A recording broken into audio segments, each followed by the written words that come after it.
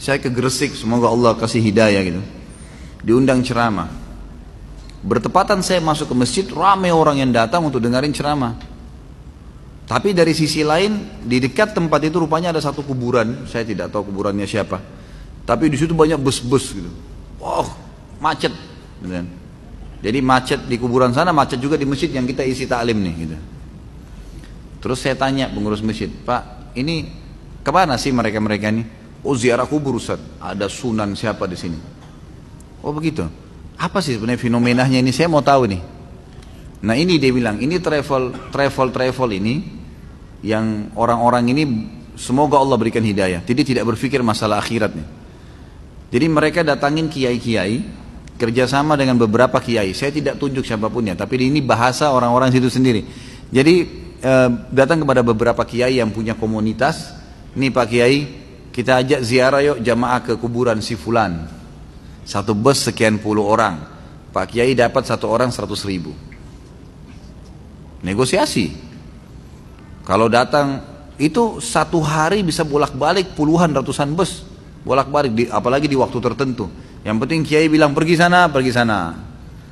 100.000 per kepala, kali sekian ratus orang. Proyek. Tapi ini proyek api neraka. Alhamdulillah. Ini berbahaya sekali. Kuburan dalam Islam kita yang disuruh doain, kita yang disuruh berikan salam, bukan kita yang minta. Datang ke sana dibuatin program di dalam itu. Macam-macam programnya, ada ini, ada itu, ada ini, baca itu, ada yang sampai menginap, luar biasa. Allah musta'an. Semoga Allah kasih hidayah. Tapi rata-rata begitu. Saya pernah ke Banten, tidak sengaja mampir ke masjid. Satu masjid begitu. Sholat. Habis sholat ada satu ruangan tua, bangunannya gitu tua ya, sudah tua sekali. Ada satu bapak duduk di depan, kayak pintu ditutup, tapi dia duduk di atas gitu. Saya lihat penasaran, kok orang ini orang duduk di atas pintu itu, jadi hampir dekat dengan atapnya pintu itu. Dia duduk di situ. Saya perhatikan habis sholat, saya lagi duduk, lagi nunggu teman saya selesai sholat. Saya lihat rupanya sekitar 15 menit lah setelah itu ya. Jadi pintu itu dibuka, ada orang keluar dari dalam 3-4 orang, ada lagi yang masuk 4-5 orang, antri gitu. Saya tanya, teman saya ini kebetulan sudah sering bolak-balik, tapi memang dia belum paham din ya. Kebetulan saya tuh ada hajat. Saya tanya, ini apa sebenarnya? Ada apa di dalamnya? Dia bilang ini kuburan Ustaz. Ini kuburan. Loh terus orang-orang masuk antri minta-minta di situ.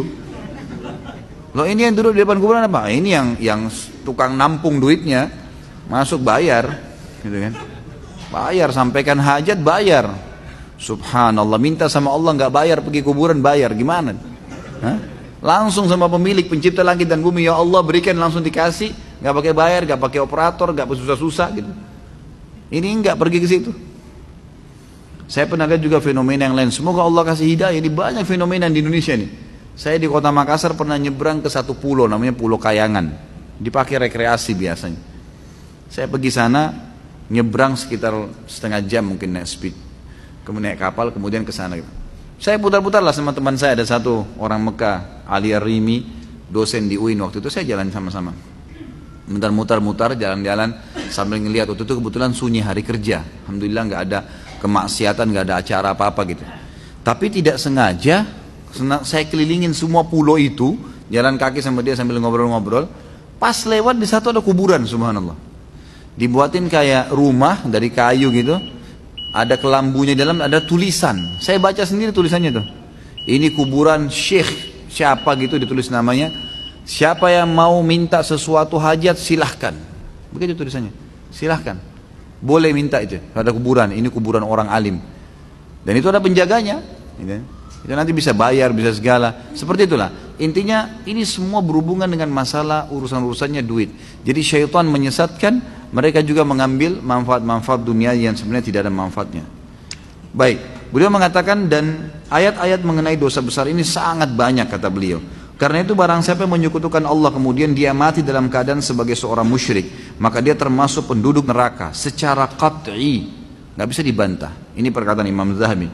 Sebagaimana halnya orang yang beriman kepada Allah lalu mati dalam keadaan sebagai seorang mukmin, maka dia termasuk penghuni surga, sekalipun dia mungkin akan terlebih dahulu diadab di neraka kalau masih ada dosa-dosa yang dia lakukan dan tidak sempat taubat selain musyrik. Dan Nabi SAW pernah ditanya dalam sebuah hadis yang agung, Kata Nabi SAW, hadis ini diriwayatkan oleh Imam Bukhari dalam kitab Syahadat. Bab maqila fi syahada az-zur. Ya. Nomor 2654, Imam Muslim dalam kitabul iman, bab bayamul kabair wa akhbariha, nomor 87. Kata Nabi SAW, ala unabbikum bi akbaril kabair, maukah saya tunjukkan kalian induknya dosa-dosa besar sebanyak 3 kali. Salatan. Qalu bala ya Rasulullah, para sahabat mengatakan tentu ya Rasulullah, kami mau. Qala al-isyraku billah, kalian menyekutukan Allah. Jadi sudah saya kasih contoh-contohnya. Jadi ini Allah murka betul sama mereka. Wa uququl walidain, dan durhaka dengan kedua orang tua. Wa jalasa wa kana muttaki'an, dan beliau pada saat itu lagi ya baring, kemudian beliau duduk. Lalu beliau berkata, yang ketiga, ala wa qauluz zur, sadarilah dan hati-hatilah dengan perkataan dusta. Qala fama zala yukarriruha hatta qulna laitahu sakat. Nabi SAW terus mengulangin perkataan tersebut, syirik kepada Allah, durhaka dengan orang tua, perkataan dusta, diulangin lagi, syirik kepada Allah, durhaka dengan orang tua, terus, dan perkataan dusta. Kata para sahabat sampai kami berharap Nabi SAW diam, karena terus beliau ingatkan, hati-hati, hati-hati, ini berbahaya, gitu kan. Sampai ulama mengatakan syaitan lebih senang dengan perbuatan syirik daripada zina 1000 kali, bahkan ribuan kali. Lebih senang daripada riba sekian ribu kali, mencuri, membunuh. Karena syirik ini sudah luar biasa. Langsung kalau syirik besar, mengulangi syahadatnya. Ini nggak bisa.